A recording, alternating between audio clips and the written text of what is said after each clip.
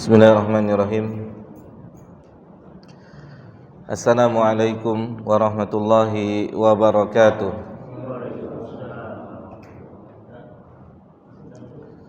Alhamdulillahi rabbil alamin.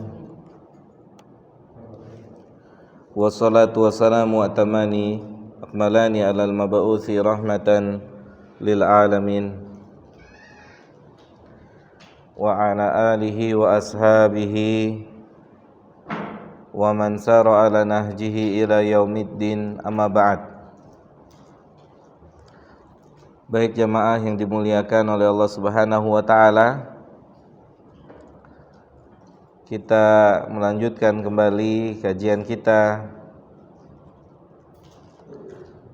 di hari Selasa malam Rabu hari ini.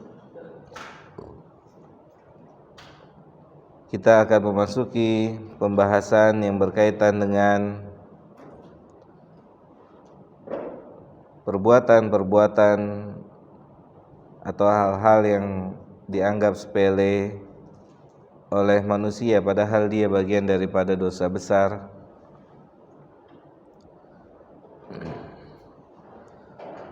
Yaitu pembahasan kita hari ini adalah sebagaimana diberikan judul oleh penulis Syekh Shalih Munajjid hafizahullahu ta'ala. Beliau berikan judul Wad'uz zawjati fi haydhiha. Termasuk bagian dari dosa besar adalah seorang suami menggauli istrinya di kemaluannya saat dalam kondisi haid. Saat dalam kondisi haid. Kata para ulama, keluarnya hadis Nabi Muhammad SAW yaitu tentang larangan seorang suami mendatangi istrinya saat dalam kondisi haid. Keluar hadis itu yadullu ala syana'ati hadhil ma'siyah, yang menunjukkan kemaksiatan ini akan menjadi satu kemaksiatan di antara kemaksiatan yang akan tersebar di atas permukaan bumi ini, yang akan banyak dilakukan oleh manusia. Maka keluarlah hadis Nabi SAW, man ata haidon au imra'atan fi duburiha au kahinan faqad kafara bima unzila ala Muhammadin sallallahu alaihi wasallam. Siapa saja di antara laki-laki yang mendatangi istrinya, menggauli istrinya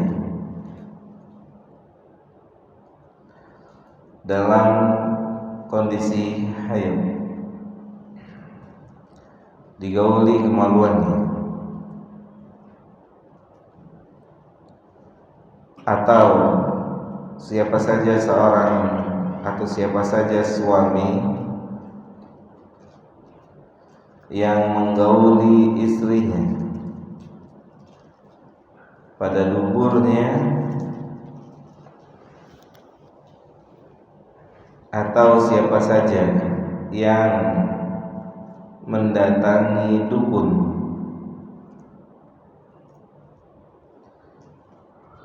yang mendatangi dukun, kahin, dukun.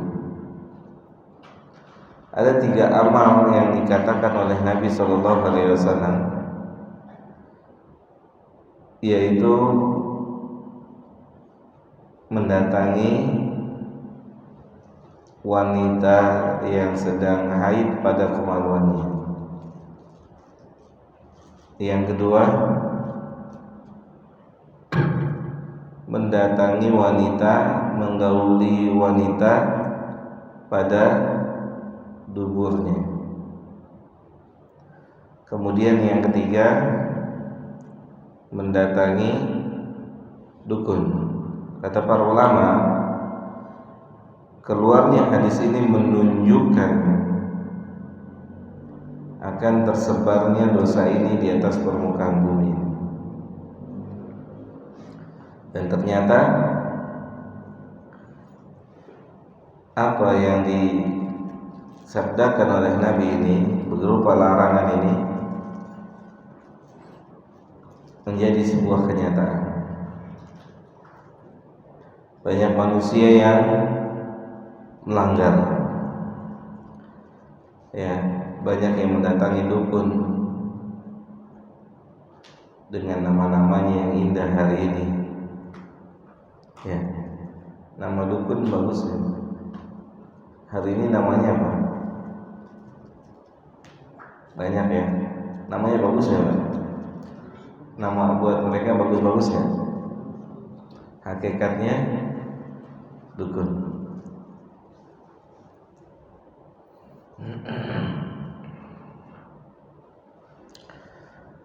Ya, ini salah satu perkara yang dilarang dalam agama kita. Dan ini disepelekan oleh sebagian kaum muslimin. Kalau kita tanya, tahu dari mana ini disepelekan? Tahu dari mana, Pak? Pak siapa namanya?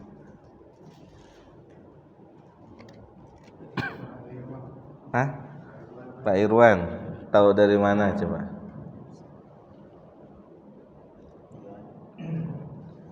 Ya karena memang trennya ya itu memang makin laris ya. Makin laris ya. Nah, Gimana Pak? Kan kalau dukun udah jelas banyak orang datang ke dukun karena kelihatan, ya nggak kelihatan, datangnya kelihatan. Tapi 2 perbuatan yang sebelumnya kelihatan nggak? Nampak nggak? Enggak. Ya, tersembunyi kan? Seorang suami mendatangi istrinya di kemaluannya saat dia haid, atau dia mensetubui istrinya duburnya. Ini sama banyaknya, kasus ini sama banyaknya dengan apa?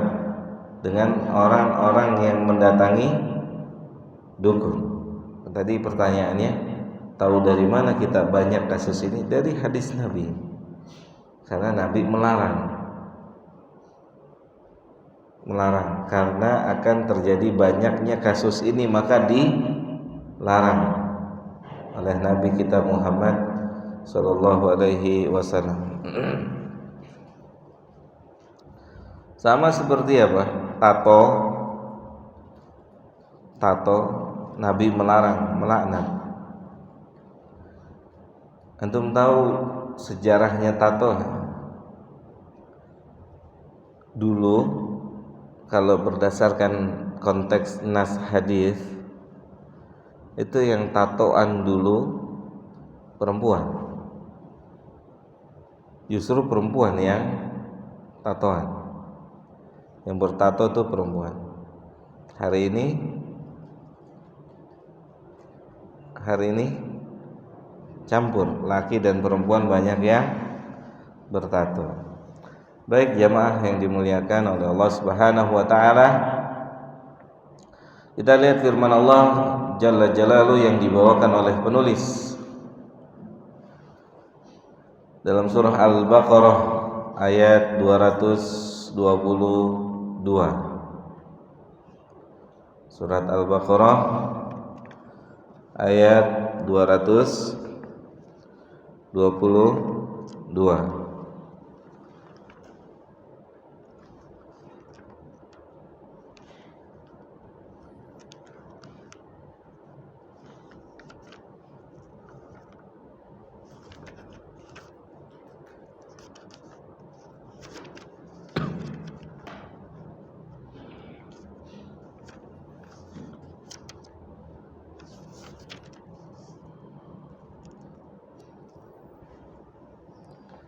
Allah Ta'ala berfirman, wa yas'alunaka 'anil mahid. Dahulu para sahabat datang menemui Nabi sallallahu alaihi wasallam untuk bertanya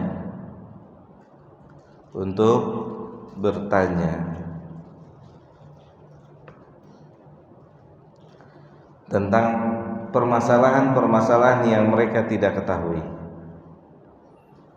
Datang bertanya. Dalam hal ini, perkara yang tidak diketahui oleh sahabat adalah tentang wanita haid. Tentang wanita haid.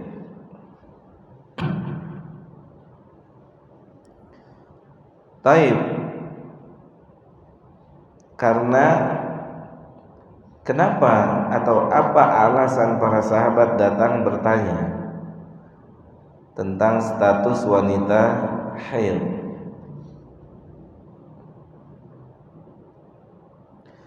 Karena sebab turun ayat ini, Yahudi itu saat perempuan-perempuan mereka haid, maka sang wanita-wanita mereka, istri-istri mereka itu dikeluarin dari rumahnya. Nggak boleh ada di rumah. Mau kemana, pokoknya nggak boleh ada di rumah. Nggak dikasih makan, nggak dikasih minum, nggak boleh. Yahudi dulu seperti itu,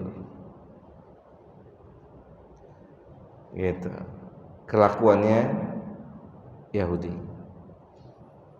Maka melihat situasi dan kondisi seperti ini, sahabat ingin tahu apakah benar yang dilakukan oleh siapa? Oleh orang-orang Yahudi. Benar gak sih kalau perempuan haid itu harus keluar dari rumah, gak dikasih makan, gak dikasih minum, atau gak makan dari makanan yang sama, gak minum dari minum tempat yang sama, piringnya harus beda, dan seterusnya. Gak boleh bareng-bareng, gak boleh dekat. Nah itu dulu begitu. Maka datanglah para sahabat, yas'alunaka wa yas'alunaka 'anil mahid. Sahabat tanya tentang haid.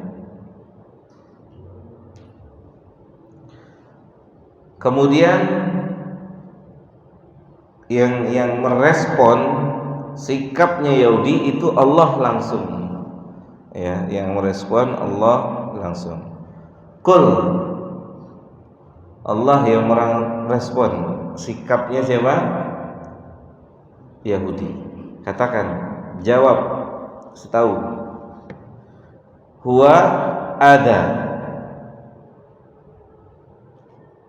Darah haid itu kotoran, darah kotor. Ya. Kemudian fa'tazilu an-nisaa fil mahidhi. Dan jangan dekati i'tizal, jauhi para wanita-wanita kalian, istri-istri kalian, fil mahid, dalam kondisi mereka haid, wala taqrabuhunna hatta yatahurun, jangan didekati sampai mereka suci, sampai mereka suci. Yahudi memahaminya ditinggal, wala taqrabuhunna, jangan didekati, enggak dideketin sama sekali, Pak. Tidak didekati sama sekali. Maka ayat ini turun, kemudian Nabi menjelaskan. Setelah ayat ini turun, Nabi bersabda, isna'u, kata Nabi SAW, kulla ma syi'ta. Lihat, ayat ini turun, terus Nabi menjelaskan ayat ini. Setelah ayat ini turun, Nabi mengatakan, isna'u kulla ma syi'ta, silakan antum berhubungan dengan istri antum bebas, apa aja, dari ujung rambut sampai ujung kaki, illa nikah, illa an-nikah. Nikah itu jima di farji, membantah apa? Perilakunya orang-orang Yahudi yang istri-istri mereka disuruh keluar, kalau makan nggak boleh pakai makan piring-piring yang ada di rumah, gelasnya juga i'tizal, benar-benar dijauhin, diasingkan.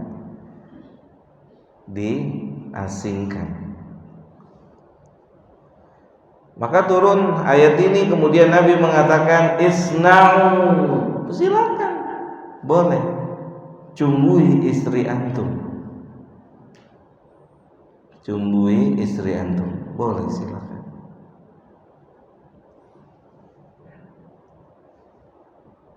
Gitu. Isna'u masyi', silakan cumbui istri antum, kecuali farji, illa nikah, kata Nabi SAW. Jadi di antara makna nikah itu jima, mafhum? Di antara makna nikah di antara maknanya adalah jima, di kemaluan.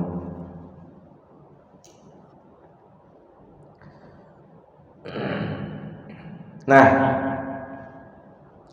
boleh, Islam membolehkan seorang suami menjumbu istrinya, boleh. Antum jangan tanya secara detail, karena antum masing-masing sudah tahu. Oke? Intinya boleh,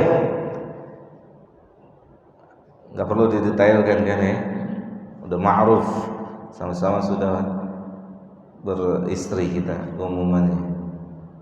Pengantin mana pengantin? Belum datang. Oh iya, pengantin. Selamat antum. Bulan lalu anda tanyain ya.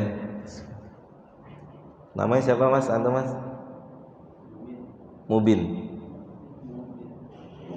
Mukmin. Sekarang bawa istri nggak?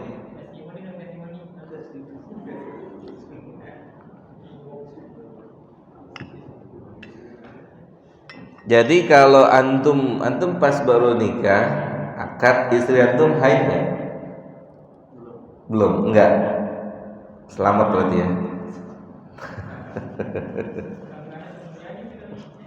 Nah, jadi misalnya ada ikhwan nikah, di malam pertama istrinya haid, mungkin ya?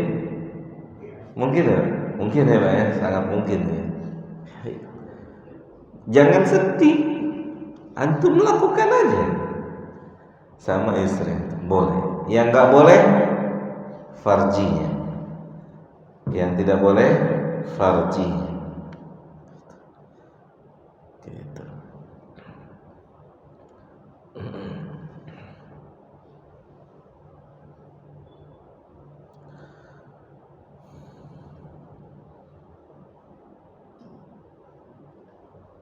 Nah, begitulah kira-kira kelakuan di antara kelakuan orang-orang Yahudi yang mereka mengasingkan para istri-istri mereka saat haid.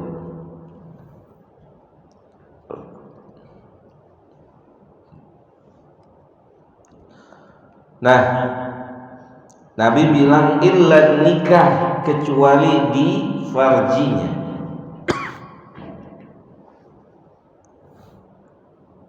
Kecuali di farjinya,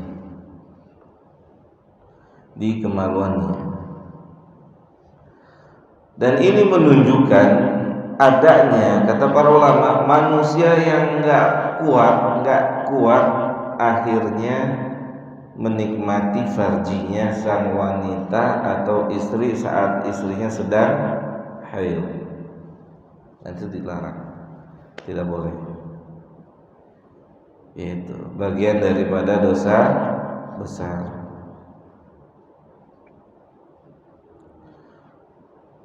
Kemudian lihat jamaah yang dimuliakan oleh Allah Subhanahu wa taala. Ya, kalau kita berpikir berdasarkan hadis Nabi ini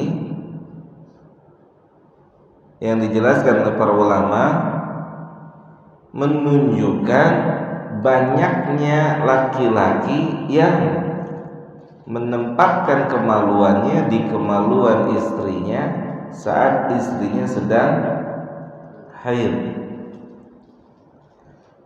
Oke, kita tadi sepakat tentang banyaknya orang yang datang ke dukun ya, benar nggak? Karena apa kita bisa tahu itu?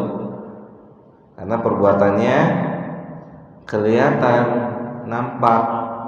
Tapi jenis perbuatan mendatangi istri di kemaluannya saat haid atau mendatangi di duburnya, ini satu perbuatan yang tersembunyi. Tapi kita yakini berdasarkan hadis ini, ketiga perbuatan ini adalah perbuatan dosa yang tersebar, banyak dilakukan oleh manusia.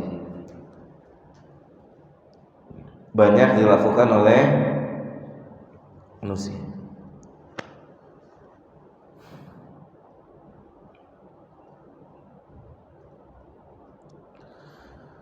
Kemudian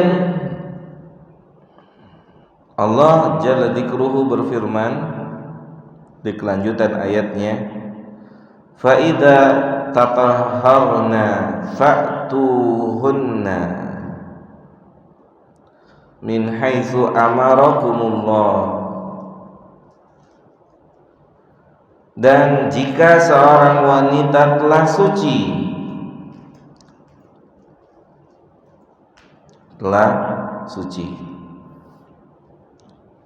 maka silakan datangi mereka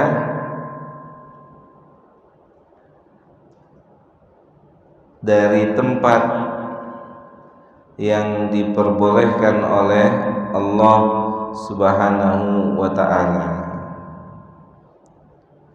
yaitu di farjinya boleh kalau dia sudah suci.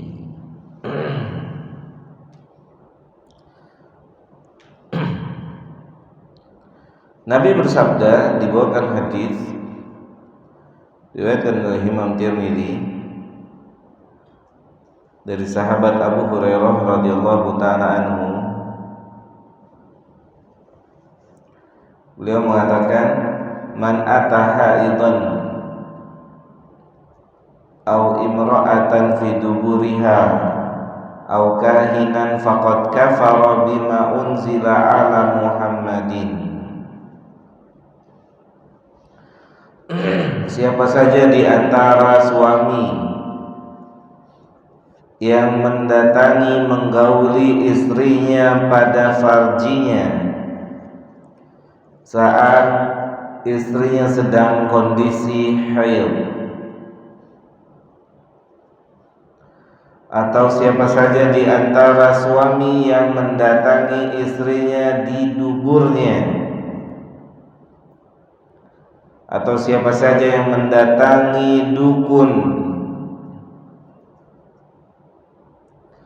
Maka Nabi mengatakan faqad kafara, maka dia telah mengkufurkan, mengingkari terhadap apa yang diturunkan oleh Allah kepada Nabi Muhammad sallallahu alaihi wasallam.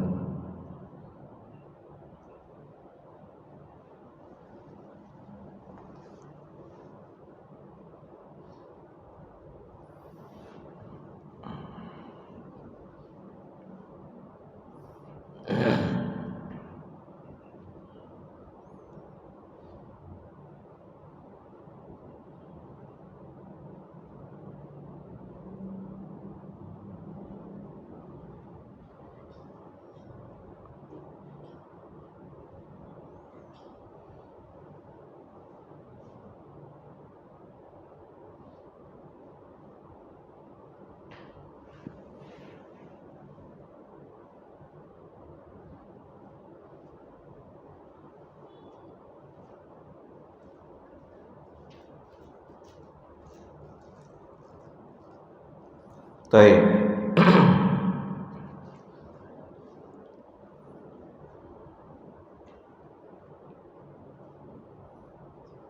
Pernah terjadi dialog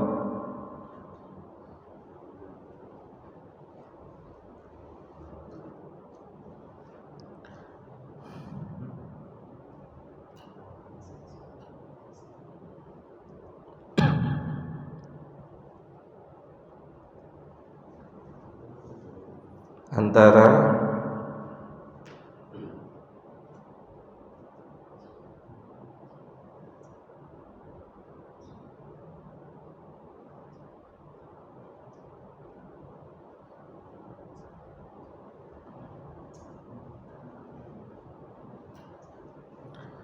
sahabat Nabi Muhammad sallallahu alaihi wasallam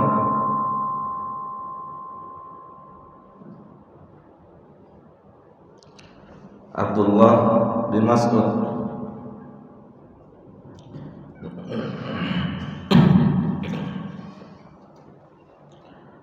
dengan salah seseorang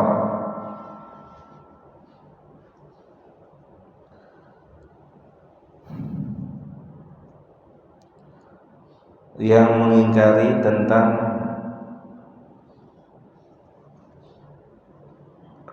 diharamkannya tato.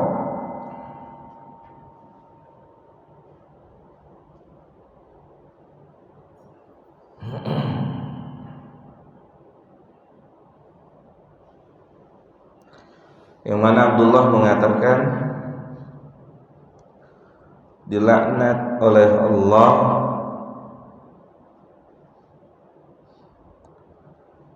siapa saja yang bertato dan minta ditato. Berulang-ulang disampaikan seperti itu. Kemudian orang tersebut mengatakan kepada Abdullah, di mana Allah melaknat orang-orang yang bertato dan minta ditato? Maka kata Abdullah, fi kitabillah, di dalam Al-Quran.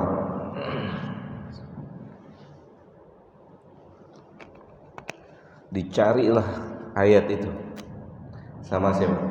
Orang tadi cari, bolak-balik depan sampai belakang, balik lagi ke depan, nggak ketemu-temu Pak, nggak ketemu-temu. Akhirnya dia nyerah. Ana udah cari ayat tentang Allah melaknat orang yang bertato dan minta ditato, gak ketemu. Ada katanya. Lihat cerdasnya sahabat, ada. Cerdasnya sahabat, ada.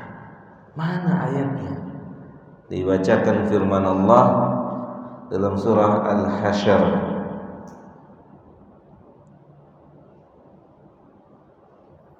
ayat yang ke-7. wa ma atakumur rasulu fakhudhuhu, dan apa saja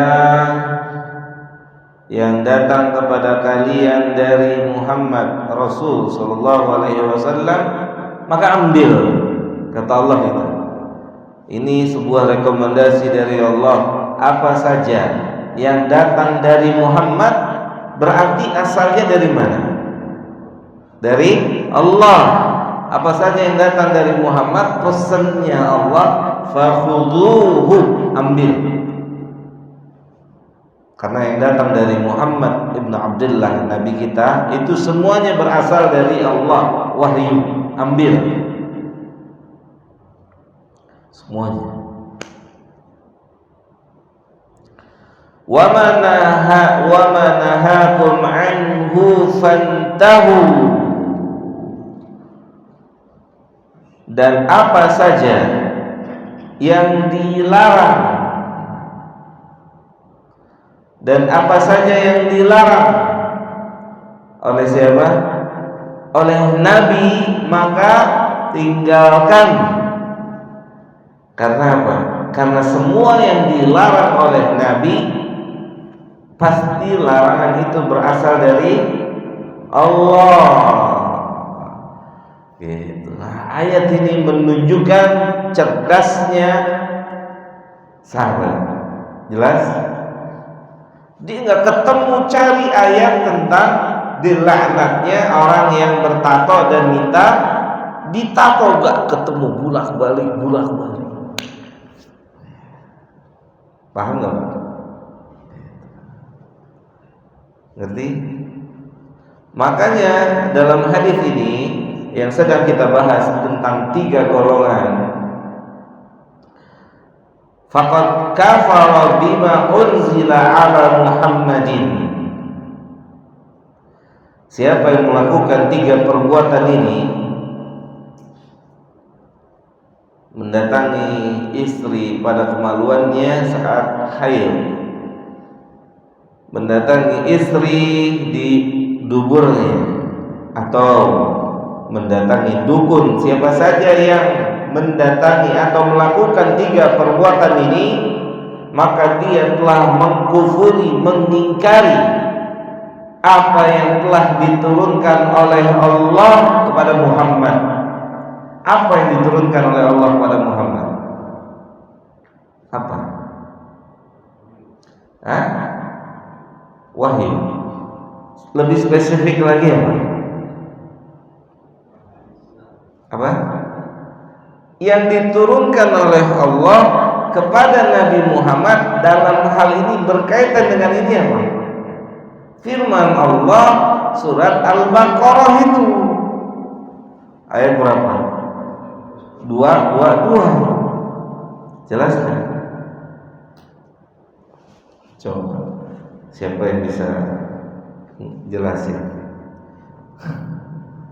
Apa-apa biar pulang ke rumah bawa ilmu. Kan Nabi bilang ini, faqad kafara bima unzila ala Muhammadin, maka dia telah mengingkari, mengkufuri apa yang telah Allah turunkan kepada Muhammad. Yang diturunkan kan Al-Quran secara umum.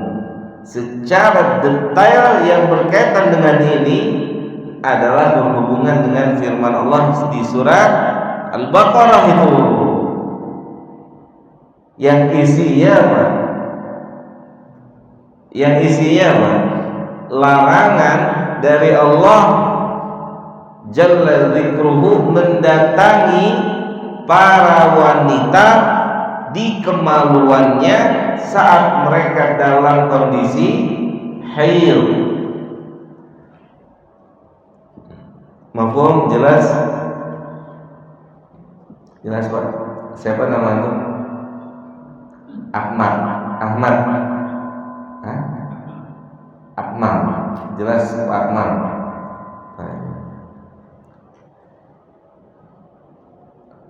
Jelas Pak siapa? Pak Muklis jelas? Gimana coba?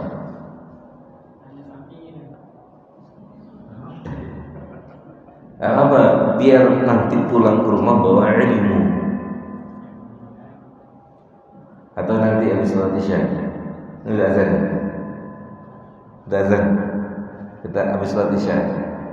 Fadhal. Masing-masing nanti mengulang apa yang kita bahas. Kita lanjutkan habis sholat isya insyaallah.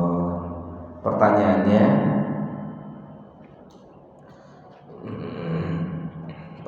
difahami dulu.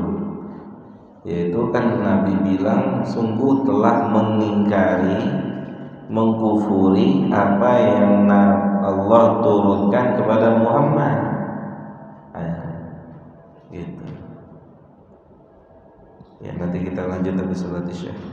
Wassallallahu ala nabiyyina Muhammadin wa ala alihi wa sahbihi ajma'in.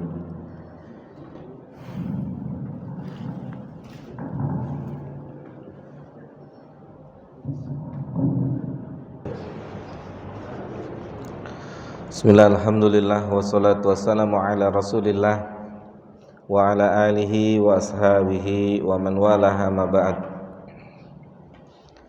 Baik jamaah yang dimuliakan oleh Allah Subhanahu wa taala, kita lanjutkan kembali kajian kita pada malam hari ini. Tadi sebelum kita sholat Isya ada kisah yang kita bawakan, yaitu kisah antara Ibnu Mas'ud atau Abdullah bin Mas'ud dengan salah seseorang yang ingin memastikan, yakni tepatnya dia adalah seorang wanita yang ingin memastikan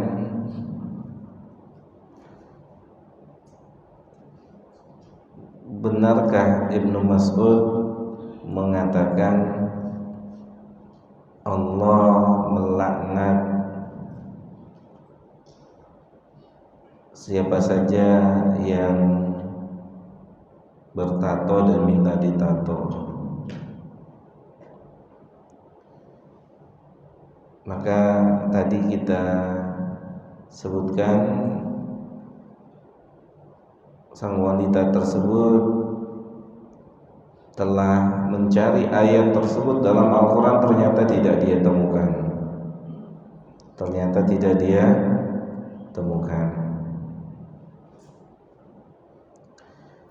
Maka dia datang kepada Ibnu Mas'ud dan dia berkata, saya tidak mendapati ayat Allah melaknat yang bertato dan minta ditato.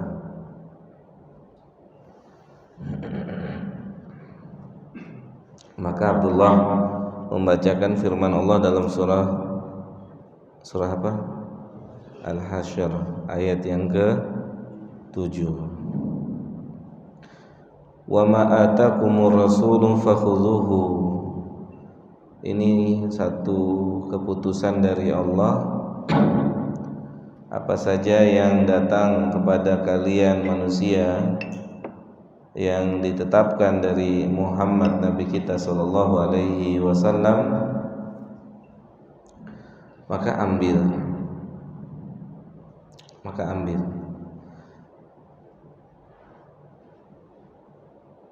Karena apapun yang diputuskan oleh Nabi, yang datang dari Nabi, pasti itu berasal dari Allah. Kemudian wa manahakum anhu fantahu. Dan apa saja yang dilarang oleh Nabi maka tinggalkan. Fantahu. Tinggalkan. Apa saja yang dilarang oleh Nabi tinggalkan. Gak boleh berpikir-pikir, tinggalin. Ketahuan ada larangan, tinggalin. Karena apapun yang dilarang oleh Nabi pasti dilarang oleh Allah.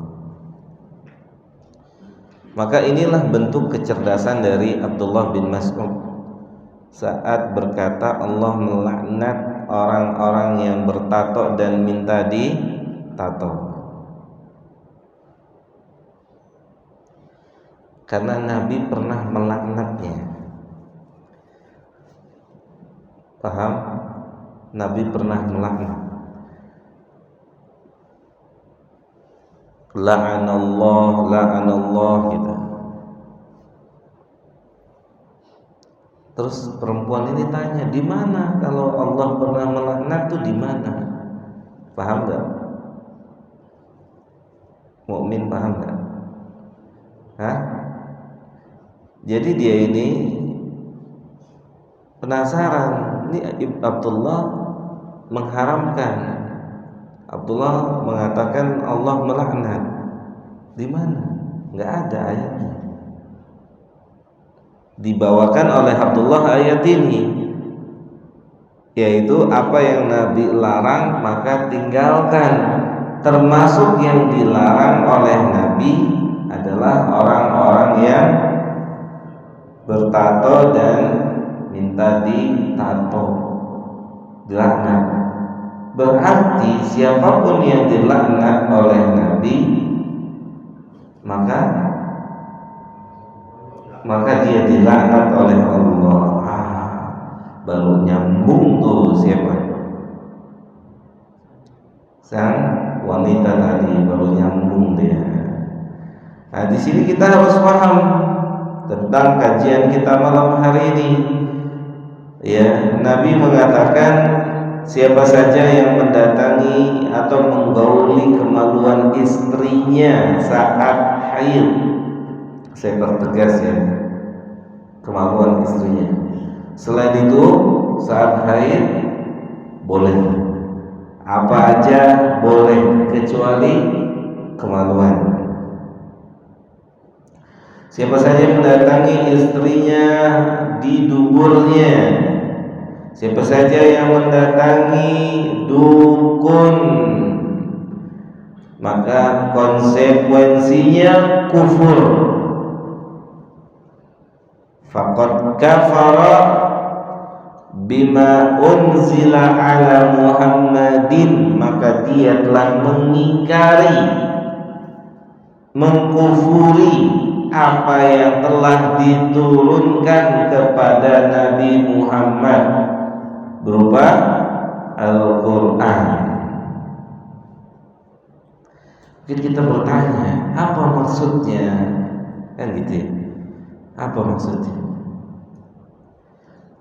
Karena salah satu di antara ayat Al-Quran, tepatnya di surat Al-Baqarah ayat 222, Allah melarang siapa? Melarang para suami untuk menyetubuhi istrinya di kemaluannya saat mereka haid. Mafhum sampai sini jelas? Jadi apa yang dimaksud dengan sungguh dia telah mengkufuri, kufur terhadap apa yang Allah turunkan kepada Muhammad. Jelas? Mukmin jelas? Ada yang kurang jelas? Paham semua Pak? Paham Pak?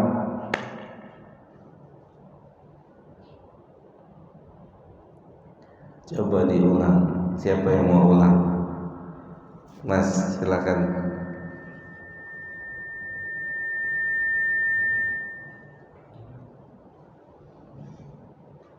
Jadi kalau ada yang bisa jelasin, saya anggap semuanya paham.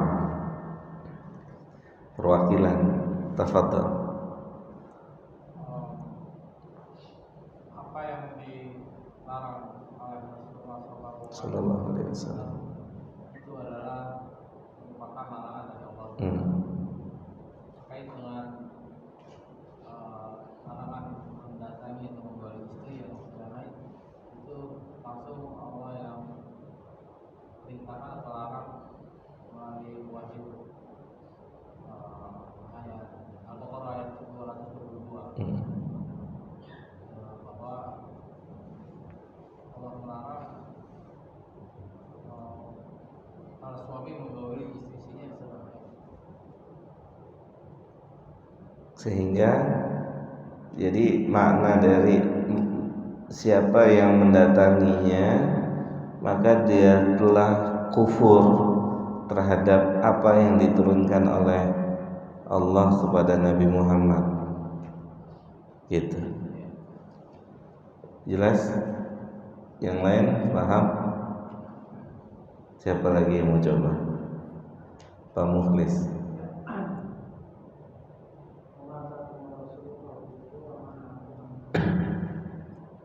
Apa saja yang Allah perintahkan maka Allah dan Rasulnya akan memperkerjakan apa yang akan meninggalkan. Berarti bahwa kita diwajibkan untuk mengikuti Allah dan Rasulnya.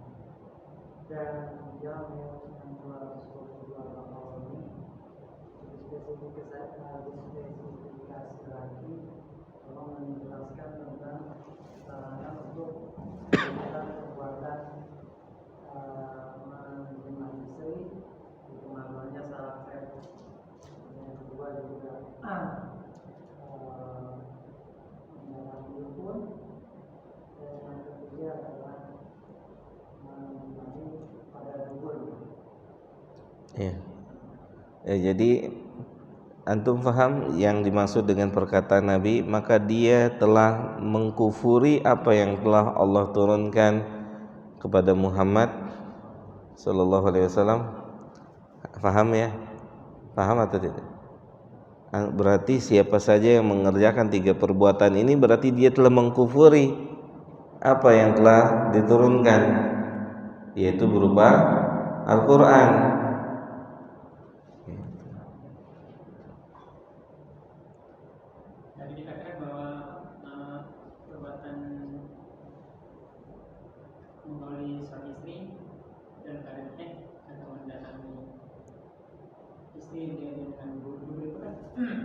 Perbuatan dosa besar yang dianggap remeh. Dosa besar itu kan bukan sesuatu yang mengkufurkan. Jadi sebetulnya penekanan terhadap kekufuran itu sebetulnya pada keyakinan. Ada 2 agama yang bertolak belakang dengan Islam sama yang ini. Dia itu kan terlalu keras dalam mensikapi hal ini. Dia melarang berdekatan langsung dengan orang-orang yang istiadat. Sedangkan Nasrani itu malah bebas, nggak haram gitu kan? Ya. Itu kan sesuatu yang bertolak belakang ini. Nah, ketika seseorang suami itu melakukan hubungan dengan istri ketika haid, ketika dia berkeyakinan bahwa itu adalah halal, sama seperti Nasrani, yaitu dia akan kufur, ya. Tapi kalau misalnya seorang itu melakukannya jadi sadar bahwa itu haram, tapi karena memang itu sudah sesuatu yang akan syahwatnya. Sesuatu yang syahwat itu kan memang sesuatu yang sudah takdirkan memang ada gitu. Jadi kekufuran di sini sifatnya ya akidah gitu.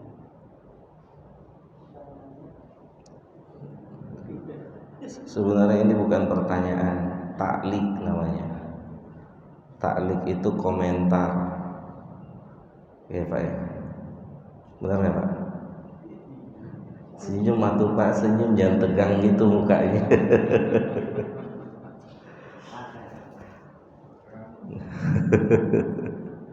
Itu sebenarnya bukan pertanyaan tapi ta'liq.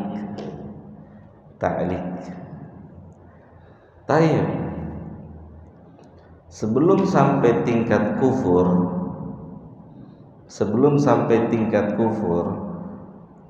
kekufuran itu ada perantaranya. Paham? Oke, tayyib. Dalam kaidah dikatakan segala sesuatu yang menjadi pendamping kewajiban menuju kewajiban maka dia dihukumi wajib. Paham nggak nih? Ma la yatimmu bihil wajib fahuwa wajib. Salat wajib, Pak. Wajib nggak salat? Ya, wajib kan nih salat? Oke tuh ya. Kaidahnya dimasukin.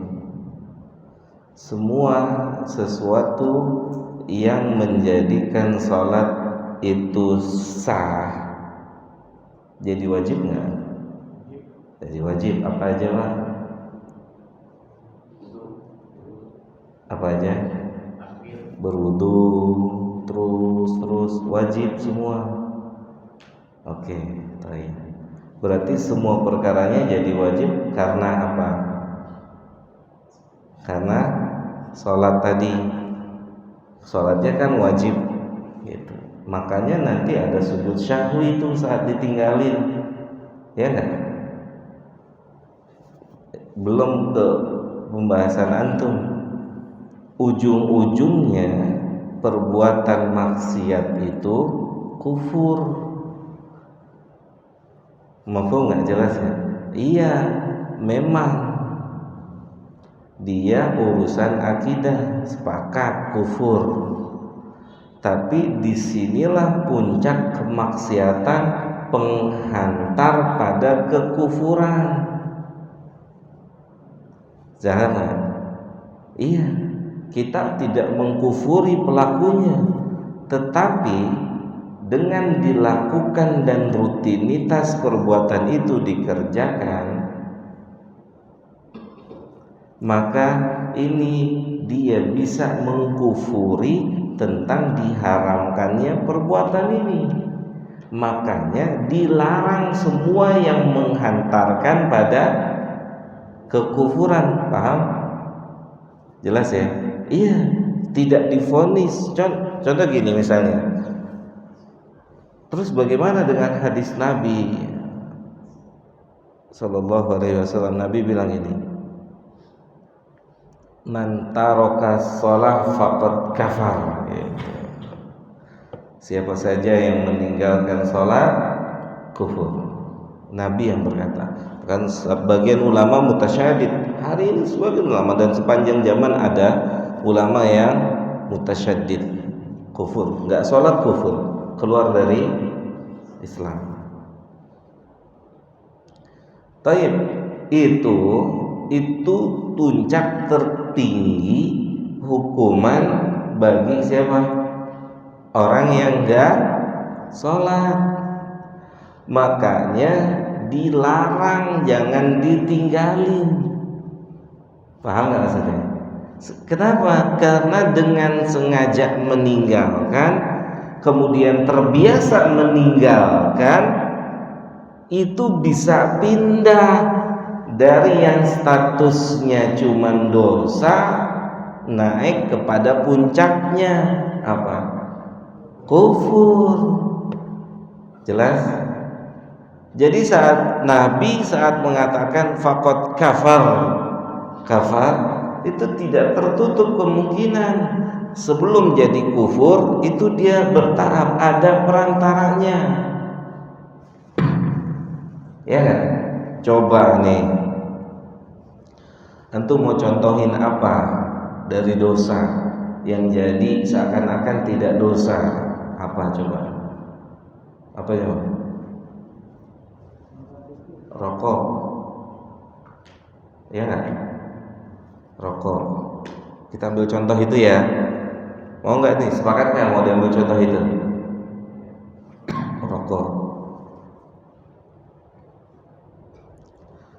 Tapi anak tanya dulu, rokok itu dosa apa enggak?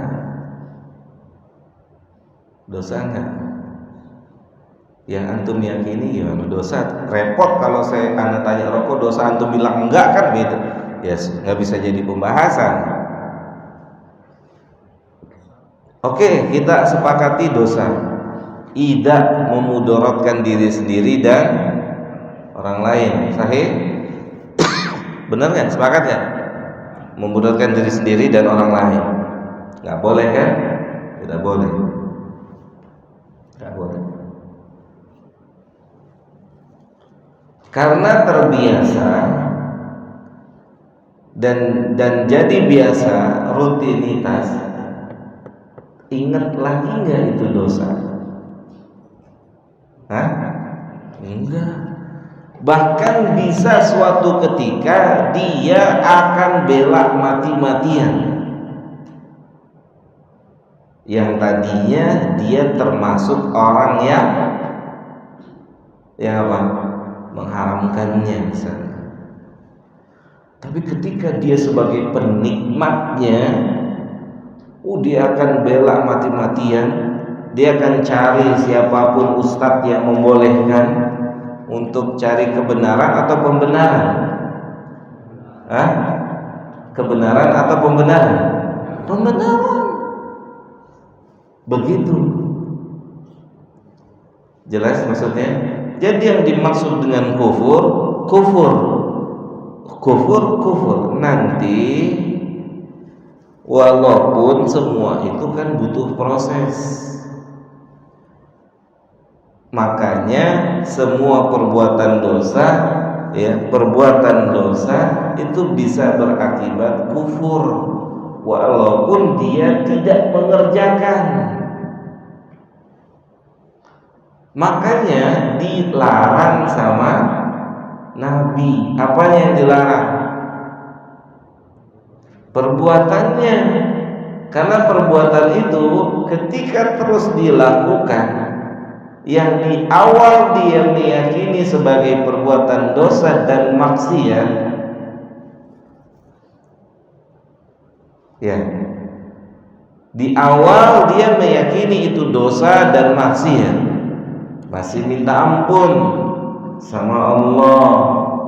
Tapi ketika itu jadi hobi, kesenangan, syaitan itu akan bicara kepada dirinya, membuka mata kepalanya, ketemulah syubhat yang akhirnya dia menjadi orang yang membela ini. Jelas kan? Itu. Iya, jadi kufur itu tingkat akhirnya. Makanya biar tidak sampai di tingkat kekufuran, dilarang semua perantara yang menuju kekufuran. Ana tanya sama antum semua, ini hukumnya apa? Alat ini hukumnya apa? Mubah. Kalau buat nonton video porno haram. Berarti antum haram pegang ini kalau ini gunanya untuk nonton video porno. Jelas? Haram buat antum, haram buat sebagian manusia. Ketika fungsi ini untuk apa, Pak? Untuk maksiat. Gitu. Penikmatnya di awal meyakini keharaman, tapi berjalan dengan waktu terus seperti hal yang boleh-boleh, bahkan bisa jadi penyebar kerusakan.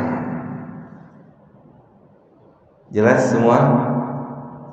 Gitu. Yang sampai pada akhirnya akan sampai tingkat membolehkan ini. Membolehkan apa?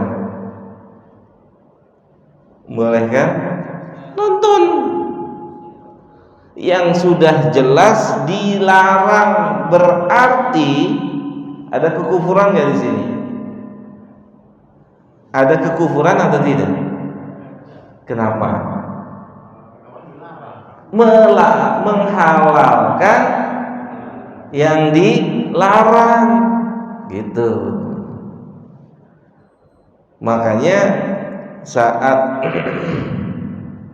para wanita dikatakan oleh Nabi yang paling banyak masuk neraka karena sebab kekufurannya kepada suaminya. Kekufuran pada suaminya. Tadinya sahabat kira kufur mengingkari Allah. Gitu. Makanya di sini jamaah, teman-teman semua, menunjukkan benar-benar ilmu itu harus kita pelajari secara detail.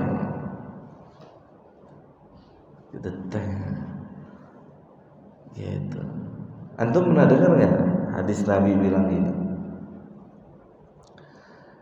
Man halafa bi ghairillahi faqad kafar. Ya. Siapa saja yang bersumpah dengan nama selain Allah, maka dia telah kufur. Pernah dengar hadis ini? Pernah. Apa bentuk kekufurannya? Apa? Iya, apa? Taswiyah. Bentuk kekufurannya menyamakan Allah dengan makhluk. Yang Allah nggak mau ada orang, ada makhluk yang disebut namanya untuk sumpah, nggak boleh. Contoh yang nyata, lihat kisah Adi bin Hatim. Adi bin Hatim nggak terima, Pak, saat dinyatakan kufur oleh Nabi Muhammad Sallallahu Alaihi Wasallam sebelum dia masuk Islam. Nggak terima dia. Terus kenapa Adi bin Hatim nggak terima dikufurkan? Kenapa, Pak? Karena yang difahami oleh beliau saat itu, kufur itu menyembah berhala. Paham? Sebagaimana kaum muslimin hari ini menyempitkan makna kufur hanya sebatas apa? Menyembah berhala.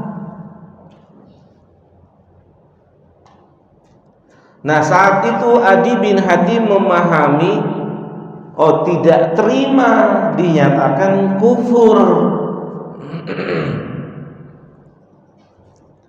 oleh Nabi kita Muhammad Sallallahu Alaihi Wasallam. Terus Nabi jelasin, kata Nabi apa? Bukankah antum menghalalkan apa yang dihalalkan oleh pendeta antum, padahal itu diharamkan oleh Allah? Iya. Bukankah antum mengharamkan apa yang diharamkan oleh pendeta antum, padahal itu dihalalkan oleh Allah? Adi bilang apa? Iya. Terus Nabi bilang, watilka, dan itulah bentuk kekufuran antum. Nah, di mana bentuk kekufurannya? Siapa yang bisa? Di mana? Ini Nabi bilang, itulah bentuk kekufuran antum. Siapa yang bisa jawab? Saya kasih teh manis, boleh nambah. Di mana? Hah? Apa? Pengganti syariat.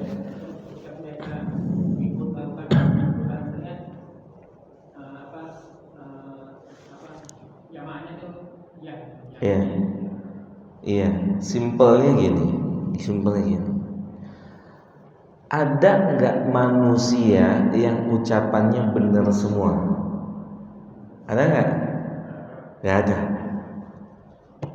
Saat mengiyakan seluruh ucapan pendeta, berarti menyamakan pendeta dengan Allah yang ucapannya selalu benar. Jelas? Mafhum? Disamakan. Kan dikatakan oleh Nabi, antum kan ngambil semua yang diputuskan oleh pendeta antum. Dia bilang benar, antum terima. Dia bilang salah, antum terima. Terus apa bedanya pendeta antum dengan siapa? Dengan Allah. Ada bedanya nggak? Kalau cara menyikapi cara beribadahnya kayak begini, berarti kan pendetanya setingkat, selevel dengan, paham nggak sampai sini, Pak? Ini belum masuk tuh di kepalanya Adi bin Hatim saat itu. Yang dia fahami kufur apa? Menyembah batu, menyembah berhala, dan itu juga yang difahami oleh sebagian besar kaum muslimin. Kenapa kita katakan sebagian besar? Bukankah telinga ini masih mendengar lafaz demi Allah demi Rasul? Ya, sahih. Telinga ini mendengar, dan seakan-akan ini perkara yang biasa. Ini luar biasa, perkara yang besar. Dosanya lebih besar daripada berzina, karena lafaznya disebutkan kufur. Walaupun para ulama memasukkan dia dalam bagian kufur kecil, tapi kufur kecil perantara untuk menuju kufur yang besar. Jelas? Ya.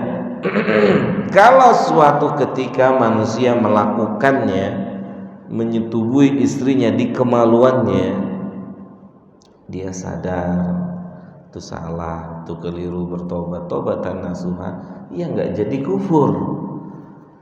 Tapi kita harus dudukan masalahnya. Kalau ini rutinitas, sampai dia lisannya, hatinya memang tidak mengucapkan, tetapi perbuatannya jelas menunjukkan seakan-akan perbuatan itu dibolehkan. Seperti tadi orang yang ngerokok. Mana coba antum yang tahu, sebutin satu jenis rokok yang ditulis di situ menyehatkan jantung. Ada nggak? Ada nggak, Pak?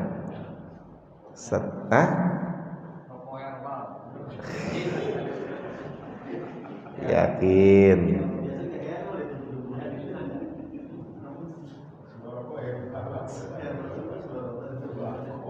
Saya rasa nggak ada ya. Ditulis di sini menyehatkan jantung. Jelas? Gitu maksudnya. Mafhum sampai di sini? Nah, semua Islam, makanya dikatakan Nabi itu sallallahu alaihi wasallam orang yang senantiasa syaddud dara'i', mencegah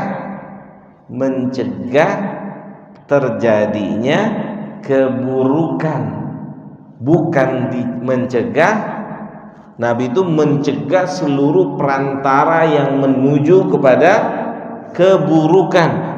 Jadi bukan keburukannya saja yang dilarang, tapi seluruh wasilah perantara menuju keburukan telah dicegah oleh Nabi. Contoh, beberapa hari sebelum Nabi meninggal, tuh Nabi berdoa, Allahumma la taj'al qabri wathanan yu'bad.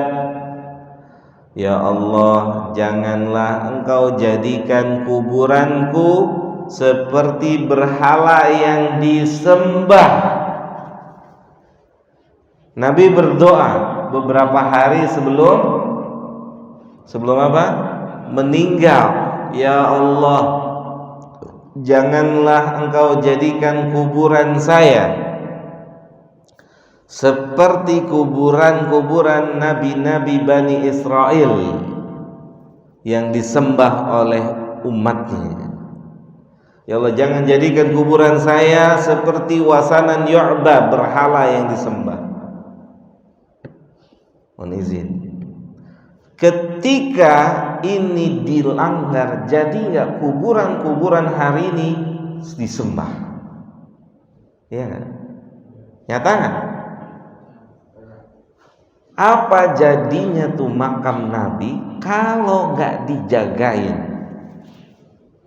Dijagain aja, orang pegang dinding tembok dari jauh, temboknya kuburannya di sono tuh, tembok masuk, mau masuk ya kan, mau masuk tuh masuk, udah megang dinding-dindingnya dicium-cium gini, peluk-peluk, kuburannya di sono, di jauh di dalam. Ya kan? Enggak. Makanya dicegah, Nabi berdoa, ya Allah, janganlah Engkau jadikan kuburan saya seperti berhala yang disembah. Dicegah tuh sama Nabi. Itu. Mafhum sampai sini? Seluruh yang menghantarkan kepada kekufuran, kepada kemaksiatan itu ditutup sama Nabi jalurnya. Cuman sayangnya kitanya bandel, kitanya ngeyel, padahal udah dicegah sama beliau. Cukup kalau lewat kuburan Nabi gimana? Salam, kan cukup itu kan? Syariatnya itu cukup salam, assalamualaikum ya Rasulullah, udah lewat gitu kan, itu aja, lewat sebelahnya Abu Bakar, sebelahnya Umar, selesai. Mau ketemu bangkai bukan, bangkai nanti setelah kita selesai dari dunia ini, semoga ketemu dengan beliau kan gitu. Mudah-mudahan ya ketemu dengan sang pemilik jasad itu, sallallahu alaihi wasallam. Jasadnya di situ utuh nggak? Utuh. Coba kalau dibongkar, pesen tiket saya langsung. Antum pesen tiket ya? Kalau itu kubur harus dipindah, itu mudorotnya besarnya luar biasa tuh. Datang nggak Pak? Bela-belain nggak jual mobil untuk beli tiket di hari pembongkaran makam Nabi? Hah? Saya sih bela-belain, jual rumah, jual mobil, jual motor sekalian deh. Kenapa? Satu momen yang bisa ngelihat tubuh utuh seorang Muhammad. Makanya nggak dibongkar, tetap di Masjid Nabawi. Itu makanya nggak bisa disamain dengan kuburan yang lain dibongkar. Kuburan yang lain dibongkar tinggal tanah. Kuburan Nabi kalau mau dibongkar itu jasadnya utuh. Gitu. Informasi jasadnya utuh itu dari Hadis. Jasadnya Anbiya itu nggak dimakan sama tanah, semua Nabi dan Rasul utuh. Masya Allah. Jelas ya semua ya? Oke, jelas Pak. Itu semakin memperbesar ilmu. Kita itu kan sahabat ya. Nah, bagaimana dengan yang subhat itu? Bid'ah kita itu mereka lebih lagi mempertahankan di apa? Iya, Lagi. betul. Ukurannya bisa lebih lagi. Bisa. Sedangkan bid'ah aja katanya nggak sampai ukur itu saya bukannya ada. bid'ah itu tingkat-tingkat. Ada yang pengikutnya. Oke, nih ya.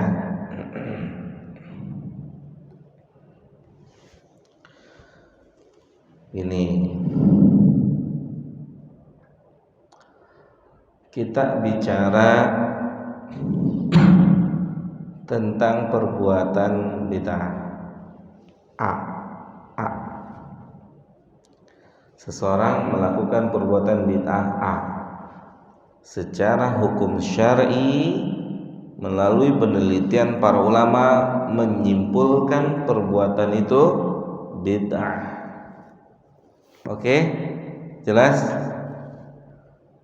Yang harus difahami, ini harus difahami, karena kalau tidak difahami secara benar itu tuduhan keji kepada kita. Saat saya atau dai yang lainnya mengatakan tentang perbuatan yang ditanyakan oleh jamaah, Ustadz, apa hukumnya ini? Para ulama mengatakan bid'ah. Apa komentarnya? Apa komentar manusia? Ustadz itu mengkafirkan, ya kan? Ustadz itu menyatakan orang yang melakukan bid'ah di neraka. Jahat antum. Tuh, jahat. Kalau nggak boleh dibilang jahat, antum nggak ngerti ilmu.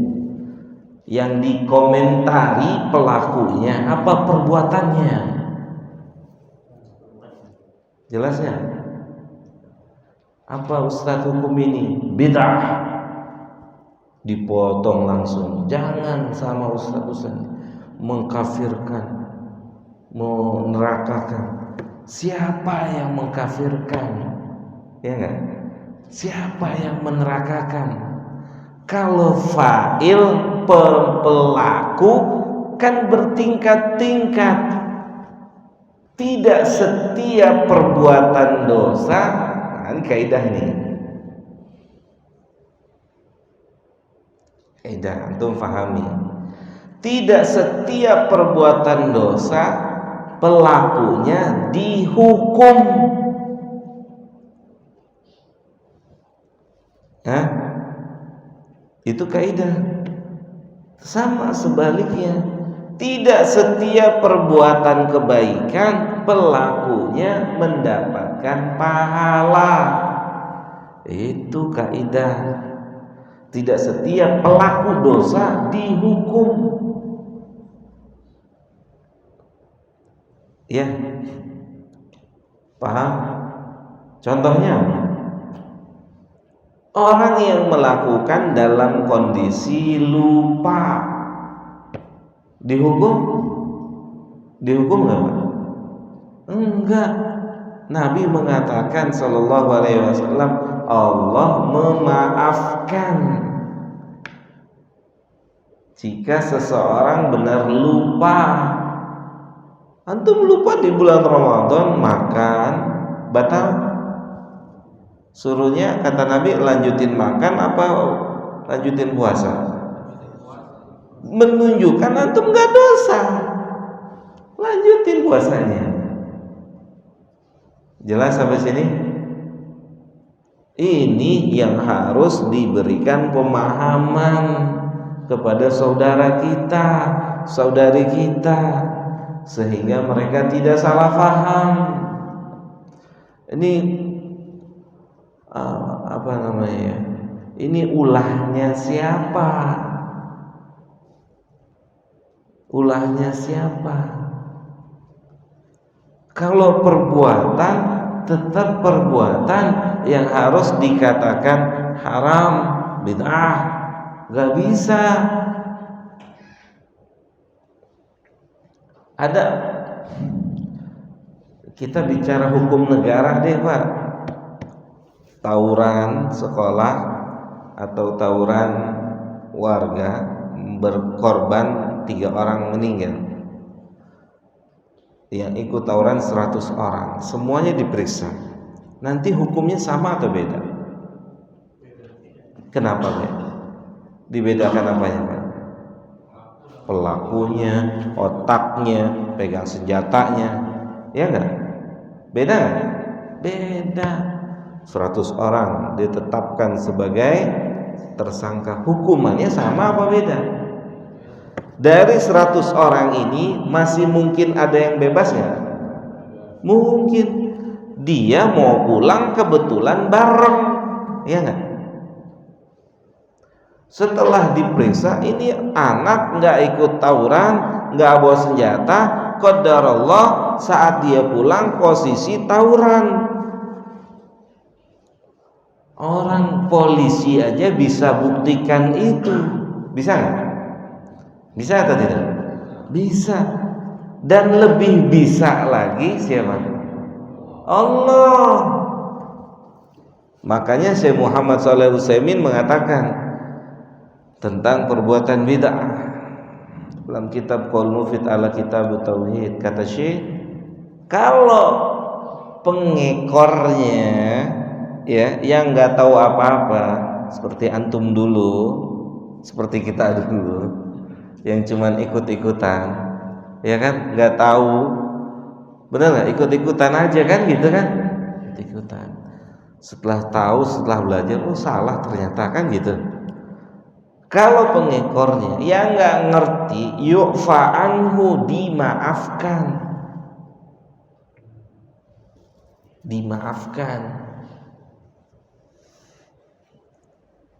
Tapi kalau dia sudah tahu, walaupun dia pengekornya, tetap dikatakan mubtadi'. Tuh, karena sudah terangkat apanya?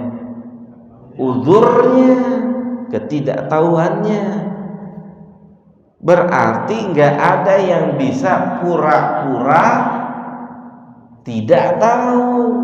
Kalau nggak tahu tenang, selamat, kan gitu ya. Tapi nggak ada yang bisa pura-pura nggak tahu, nggak bisa.